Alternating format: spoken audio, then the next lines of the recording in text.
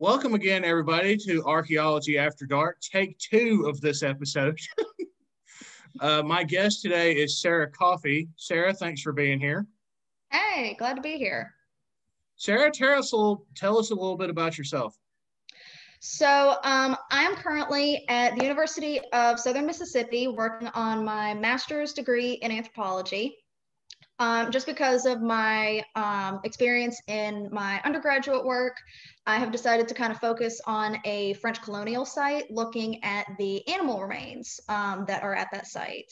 So I'm trying to see if there's a way to separate the French colonials from the British colonials that were there, and possibly see whether they were able to rely on domestic animals or if they had to rely on the native animals supplied to them by the natives. And that leads us into our topic today. It is zoology. Sarah, for those in our audience who aren't familiar with the subject or the field of study of zooarchaeology, what is it? So, in doing the reading for my thesis, a lot of different authors and researchers and books give different definitions, but it's essentially just studying specifically the animal remains at a site. And so that can span from deer, rabbits, dogs, cats, to frogs, snakes, turtles, and a wide variety of fish. The fish are always dependent on whether you're on the coast with marine species, if you're in brackish waters that are kind of a mix of saltwater, freshwater, or if you're just in explicitly freshwater. So, but it's just studying those animal remains to answer some question about the site you're looking at. What got you interested in zooarchaeology? Ever since I was a kid, I've been interested in forensics and everything, and just like studying anatomy in general. It started out kind of as just human anatomy, but as I kind of branched out into other things, I saw, okay, there's differences in the animal bones and the animal anatomy. And when I got to my undergraduate career, I had to write a paper for an archaeology course, and I had the option of working on the animal remains. And so I had the opportunity to actually come over here to Southern Miss before I started as a graduate student and use their comparative collection, which you can see just part of it behind me, to yes, analyze those. Their labels are wonderful. Yep.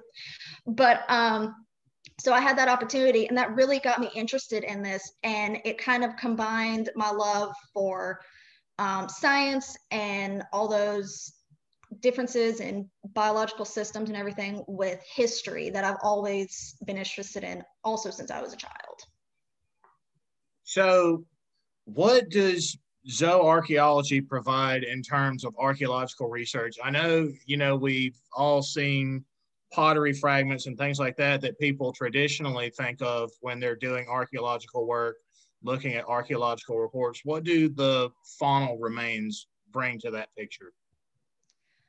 Kind of like I said previously, it all depends on what question you have about a site.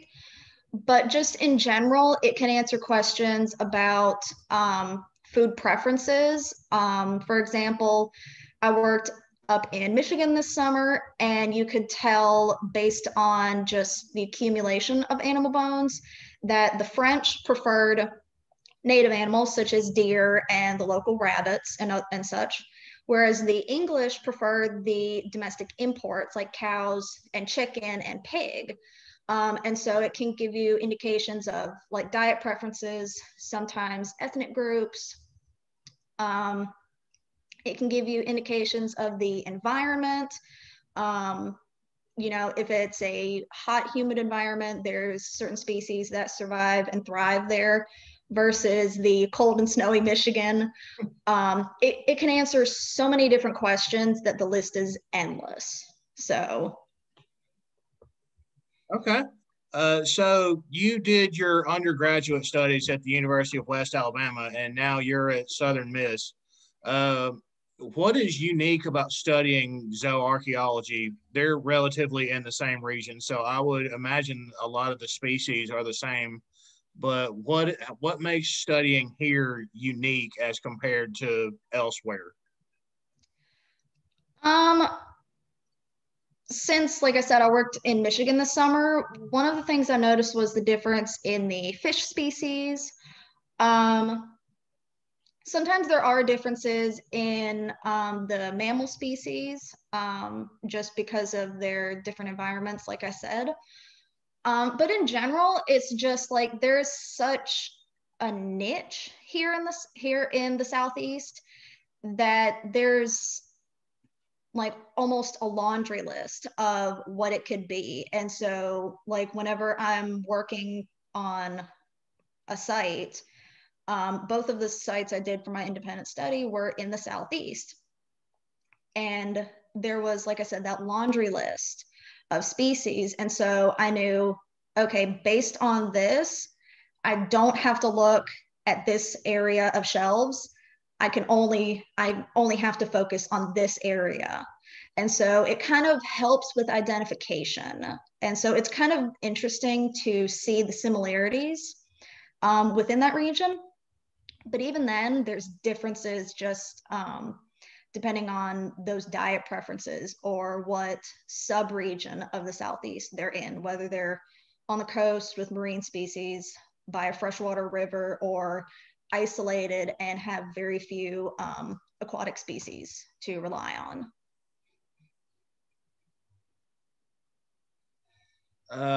So I know you spent the summer in Michigan. Is this what you were doing while you were there, or were you doing something else? So my work in Michigan was kind of more all-encompassing of archaeology. I was working at Fort Michilimackinac, which is, for anyone from Michigan or related to Michigan, was right up here, um, right at the straits of Lake Michigan and Lake Huron. And it was a French and British colonial site. And so what we were doing, we were just working on excavating one of the units of a row house, which is just 4 or 5 houses connected, kind of like our version of a condo. So we were just excavating that and collecting any artifacts that we found and documenting what we found where in terms of the various levels. So it was kind of just more general work, but it was exciting to see just the sheer amount of fish remains that they were eating there because they were right on the lake in comparison to all the other animal species that were available to them. Well, I guess I would imagine a lot of river traffic since they were on like the Great Lakes, coming and going. So that would explain a lot of the fish species being there. Yeah, but even then, like even though there's like a vast amount of freshwater species, like they were able to figure out like the specific ones, and so they had a very high amount of um, white perch and lake trout specifically. And so even just with the amount of fish there, they were able to narrow it down to a couple species that they preferred. And did they make you eat those while you were there? They didn't make me eat them. It was an option at some of the restaurants, which I do recommend going up there if you have the opportunity. It's even if you don't go for the history, it is beautiful scenery and just very relaxing to go up there compared to the Southeast. So just the temperature difference is amazing. Yeah, so I imagine they have the one single temperature, while here in Alabama we have 3 or 4 on a daily basis.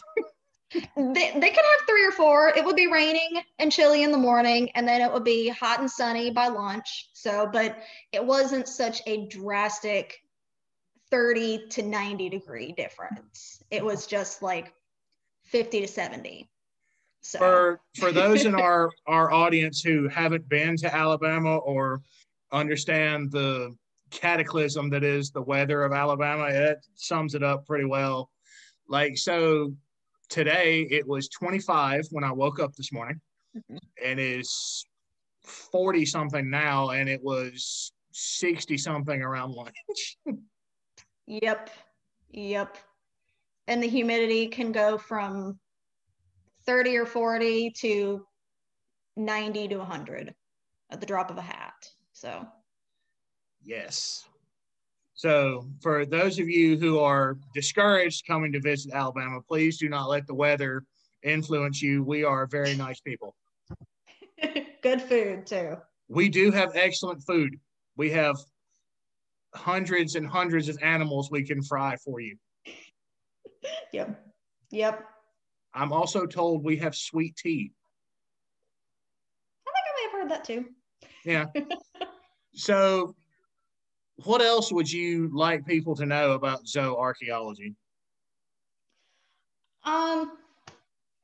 Just that it's not as scary as it seems to be. Like, I know a lot of people that are interested in anatomy or anything like that. There's all of the various parts on just a singular bone. So they're like the greater trochanter, the proximal epiphysis. And so they get really scared by all those terms. And there's not as much of that with zooarchaeology from what I've done so far.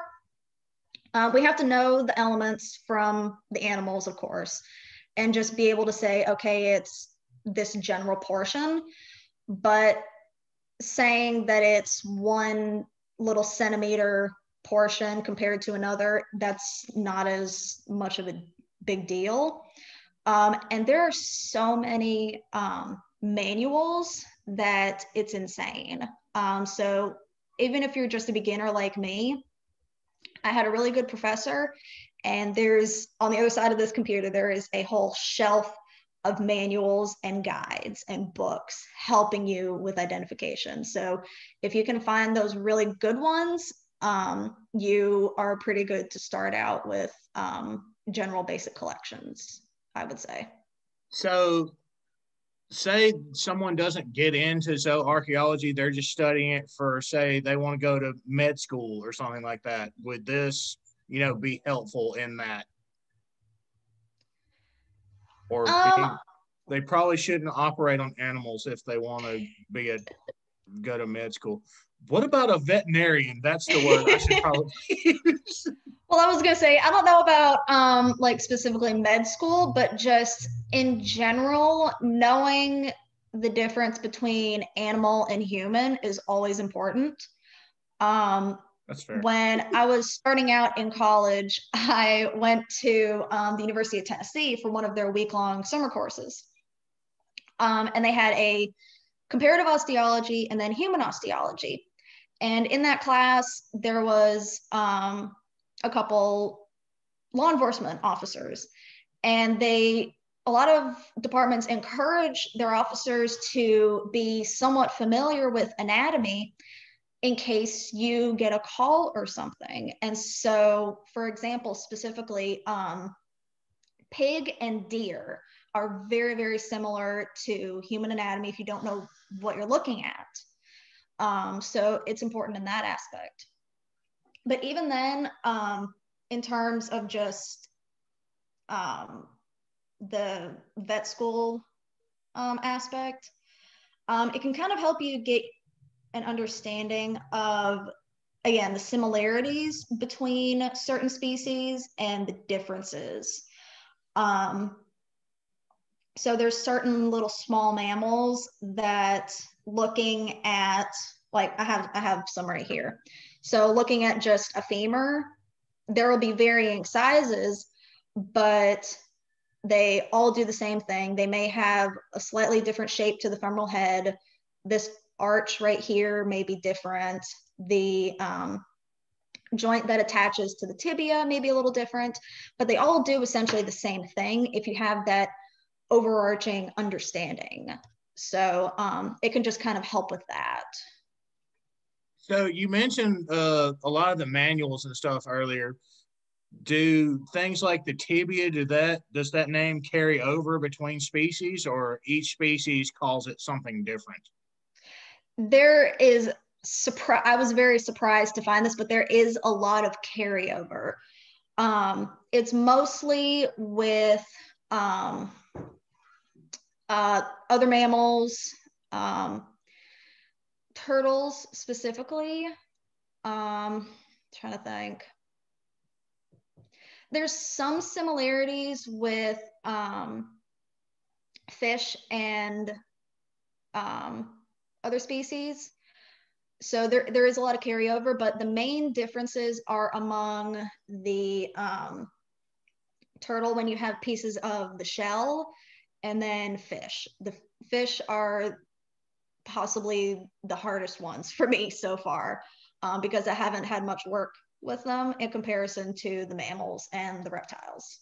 Also, I've had some experience with fish and a nightmare experience with turtles. I know fish bones can be very, very tiny and very thin. Yeah, so especially the really small fish that, you know, a lot of the kids will catch with their little child-sized fishing pole. Those are really, really tiny. And when I was in Michigan, I had the unfortunate accident of getting a fish bone splinter. So they are very small, but there are some of them that are actually huge. I don't have one, but there's some species of catfish. There's part of their skull. They're like I mentioned, they have slightly different anatomical names for things. But part of their skull, there's some that can be up to a foot long. And the same thing with some gar, especially alligator gar, since they can get so big. So you can have enormous pieces. I was going through a site that I finished up a report on today, and there were catfish vertebrae that were, oh gosh, about as big around as a golf ball, maybe. They were really large compared to some of the other ones I've looked at for this collection. So you're in graduate school right now. What is your ultimate goal? Well, I guess graduating would probably be your ultimate goal at this point. That's everyone's goal because it seems so very far away. Yeah. But what is your, I guess, ideal job or career in the future? I have so many widespreading interests that I would be happy with a lot of things. At the beginning of my graduate career, I was under the assumption that I would go get my PhD, just because of the stress of comprehensive exams at the end of my first year and just having to get everything done for my thesis. And a horror story I have heard from a friend of mine who is in their PhD program right now.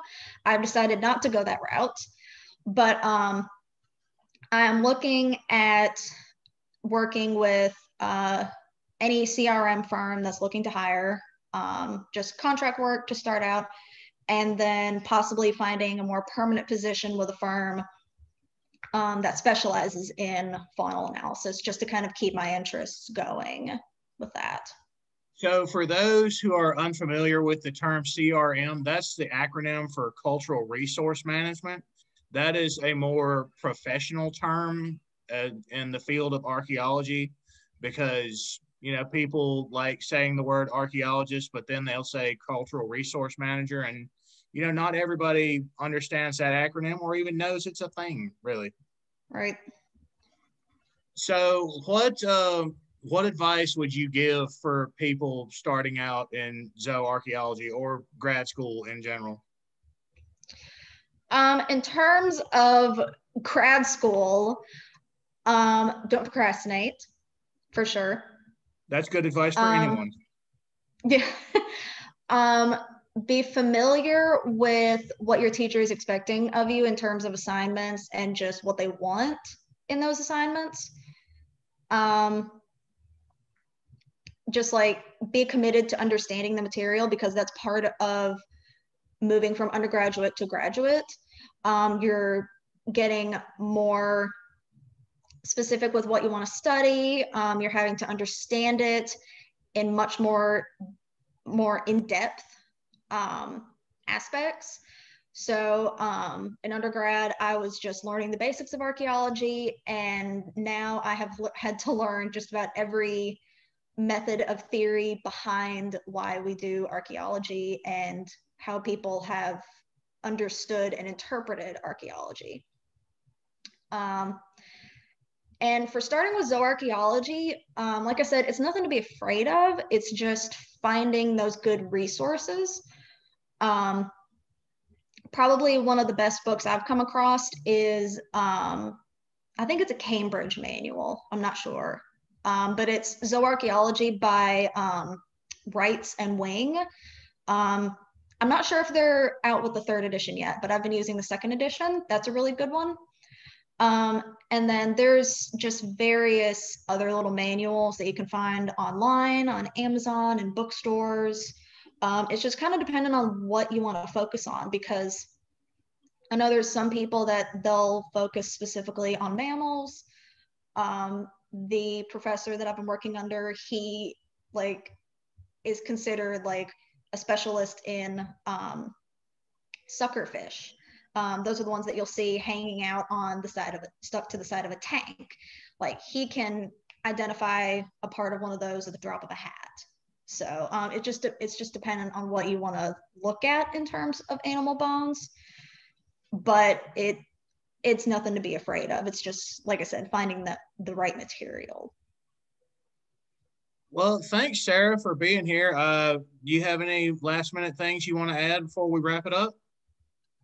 No, not really. I think I talked about everything. Yes, we talk about everything here. That's what we do. We're an all-inclusive program. Well, thanks for being here, Sarah. I understand, this time of year, especially in graduate school, people are under the gun to get everything done. Yes, for sure. So we're going to close this episode out, and we're both going to go enjoy an adult beverage. Bye, Sarah. Bye.